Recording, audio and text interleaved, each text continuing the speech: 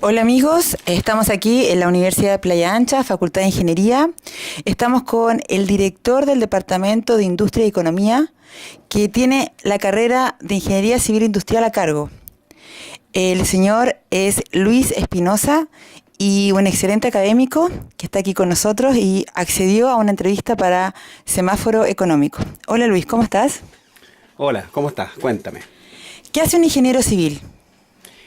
Bueno, los ingenieros civiles por ley están capacitados para, por ejemplo, desde el punto de vista legal, ellos pueden firmar mapas o eventualmente diagramas de construcción. Eso es la diferencia que existe con otros tipos de ingeniería. ¿Cuáles son las áreas de trabajo que tiene un ingeniero civil actualmente? El ingeniero civil normalmente está asociado a los temas de gestión. Si bien hay especialidades, además de la especialidad, lo principal es la gestión. Es decir, las personas deben saber administrar y gestionar recursos, ya sea recursos materiales, ya sea gestión de personas. Y esa es la preparación principal. Y en particular, Ingeniería Civil Industrial, que es la carrera que me toca dirigir en el departamento, es una carrera bastante más genérica. Por esa razón tiene que tener conocimiento de todos los diferentes tipos de áreas de ingeniería. ¿Cuál es la empleabilidad que tiene un ingeniero civil de la Universidad de Playa Ancha? Es alta, hoy día tenemos el 95%.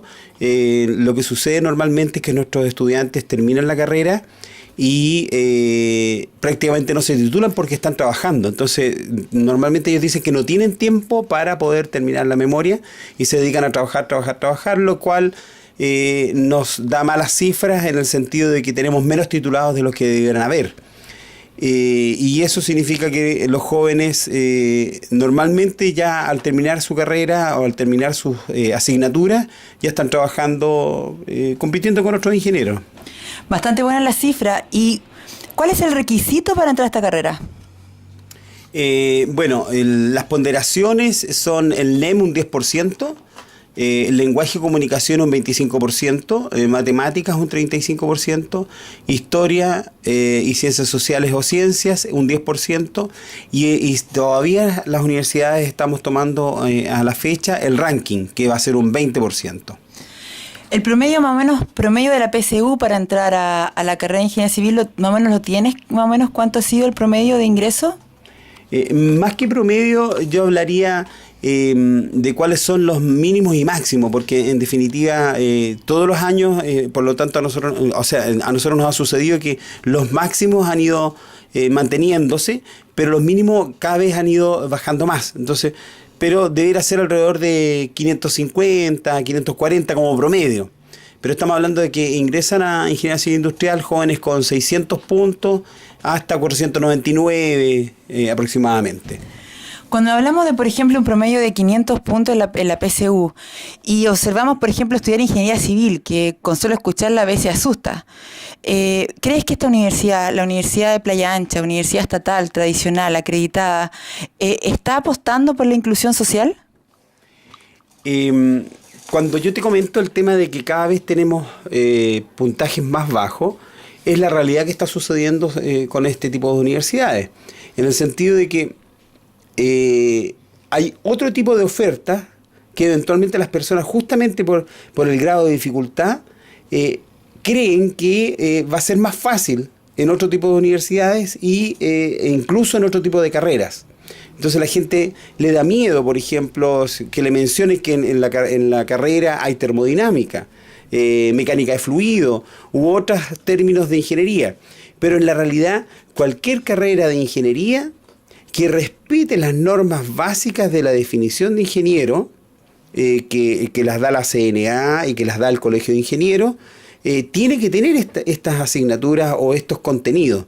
Es decir, la gente se asusta con estos nombres, pero en la realidad la base y la problemática está en que las personas deben saber matemática, deben saber física y deben saber química. Y partiendo de esa base, los jóvenes van desarrollando el conocimiento y pueden pasar estas asignaturas que, entre comillas, hoy día se ven muy lejanas. El grave problema que tenemos en todas las universidades es que las personas, primero, no saben estudiar. Segundo, evidentemente que los niveles de matemáticas y de física no se bajan, no se pueden bajar, son conocimientos que deben tener para posteriormente desarrollar las ciencias de la ingeniería. Y en eso es súper estricto y está súper bien definido tanto por la CNA como el Colegio de Ingenieros. Y la idea que es cualquier ingeniería que siga estas normas no puede evitar los cálculos, no puede evitar la física, no puede evitar la química. Y eso significa que la persona tiene una preparación base igual que en cualquier otra organización que tenga la misma carrera.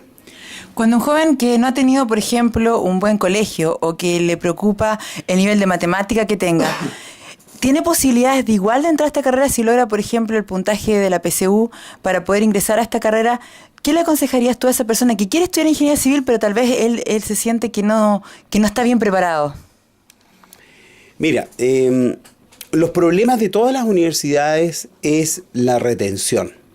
Como te dije recién, la mayoría de los jóvenes no saben estudiar. De hecho, yo cuando entré a la universidad no sabía estudiar. Porque a pesar que nosotros tenemos 12 años de enseñanza, entre comillas, aprendizaje, en los 12 años nadie, absolutamente nadie, a uno le enseña cómo estudiar. La mayoría de los buenos alumnos es porque ellos tienen una variable de captar la información en clases extraordinarias.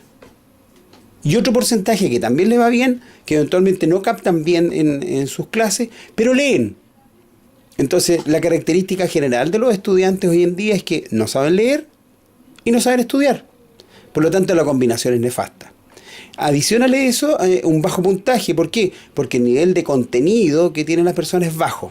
Por lo tanto, la mayoría de las organizaciones lo que tratan de hacer con los puntajes más bajos o con las personas que están más vulnerables al respecto es tratar de equilibrarla.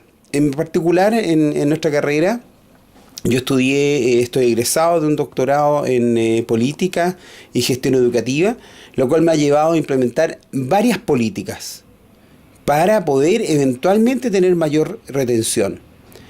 Parte con una conversación, apenas están matriculados, con la familia o con el soporte social que está detrás de cada alumno. ¿Por qué?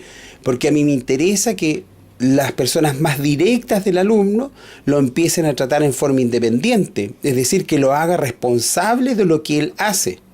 Segundo, que cambie la forma de conversar con la persona. ¿Por qué? Porque nosotros necesitamos ingenieros independientes. No puedo tener una persona dependiente, no puedo formar una persona dependiente. Por lo tanto, debe ser independiente. Entonces, ¿cómo quién es padre, quién es polola, quién es hermano, familiar o la persona que está a cargo del joven puede iniciar esa relación? Simplemente cambiando el tipo de conversaciones. Por ejemplo, ¿cómo te sientes? Entonces es complicado, es difícil para un padre no preguntarle cómo te fue en la prueba, o tienes prueba, o qué estás estudiando, o qué es lo que te cuesta más en la universidad, porque todos queremos saber qué es lo que hace en la universidad, pero lo único que logramos con el hecho de preguntar es presionar, y la presión eventualmente lleva a la persona a un estrés que no soporta, y lo más lógico es que con ese estrés, más la carga académica que tienen, lo más lógico es que le vaya mal. Y lo esperado es que le vaya mal. ¿Por qué? Por las dos razones iniciales que planteé. No saben estudiar y no saben leer. Todos en general. Entonces, la idea es que uno de esos es atacar el tema del soporte social. En cuanto terminamos esa reunión, ellos tienen una tarea prácticamente de un mes, que lo denominamos como el aprendizaje autónomo. Ellos deben hacer semanalmente, a lo menos, un facsímil de una PSU de matemáticas en particular o de prueba específica matemática y enviarnos al cuerpo de profesores, a lo menos 2 que estamos normalmente en línea en el tema, cuáles fueron sus errores. ¿Por qué? Porque nuestro siguiente trabajo en febrero, al 26 de febrero, cuando llegamos del receso universitario, es que ellos tienen clases de ayudantía y de cátedra de precálculo, en base a aquello que ellos se equivocaron. Entonces nosotros hacemos normalmente un programa muy acotado, es un trabajo de 2 semanas, básicamente para que las personas aprendan aquello en lo cual se estaban equivocando. El siguiente paso es, como les comenté recién, hacer que los jóvenes asistan antes de empezar las clases a un precálculo que consiste básicamente en solucionar los errores que estaban cometiendo a nivel de PSU. Después en el semestre, para seguir reforzando el tema, cada alumno tiene un profesor tutor. Normalmente son 10 alumnos por cada tutor, tenemos como 4 tutores. Podemos tener más, pero la idea es que iniciamos el tema. Los jóvenes lo usan muy poco. En el semestre yo he atendido a dos personas. Otros profesores a 1 y otros profesores a 3. Entonces, si se dan cuenta, las facilidades se dan. Pero los jóvenes tampoco entienden el concepto. Entonces, hay que educar al espacio de que es necesario de que ellos tengan una persona que los guíe, pero ellos tienen que aceptarlo voluntariamente. Y finalmente, el primer semestre, en el horario, ellos tienen un horario de estudio. Y en ese horario de estudio, inicialmente, yo los presiono con lista, voy, veo si están, etc. Y eso ha durado, en el mejor de los casos, 3 meses. Hay experiencias en algunos de los años que ha durado 1 mes y medio. No soportan más la presión de estar todos los días a la misma hora en el mismo lugar. Y eso es básico para aprender a estudiar. Lo hacemos no para que él estudie específicamente, sino que para que él genere un hábito. Si él no forma el hábito de estudio, es imposible que él empiece a estudiar. No nos sirve, y él se da cuenta en la primera nota, que no le sirve estudiar 2 días antes de la prueba. Porque es tanta la materia que es imposible que él pueda responder. Es imposible. Luis, el método que usan es aplicado en otras universidades, porque a mí me llama la atención la dedicación que tienen con el alumno recién ingresado, que yo, por lo menos bajo mi visión, no lo he visto en otras universidades, tanto estatales como privadas. ¿Es la única que realiza este seguimiento tan minucioso al alumno? En las administraciones en general, yo he observado de que no hay una medición a algo tan importante como el tema de la retención. Si bien es un índice desde el punto de vista de gestión, pero en el fondo, si nosotros nos preocupamos de las personas, es lo básico en la educación. La educación tiene que ver con la convivencia. Entonces, cuando uno se compenetra con el tema de la convivencia, con el tema de la formación, a mí no me quedó otra alternativa de tratar de hacer lo que yo sabía, hacer lo mejor posible en la gestión. Y es una cantidad enorme de recursos. Yo creo que ninguna empresa con 2 dedos de frente va a estar invirtiendo la cantidad de horas hombre que hemos invertido nosotros.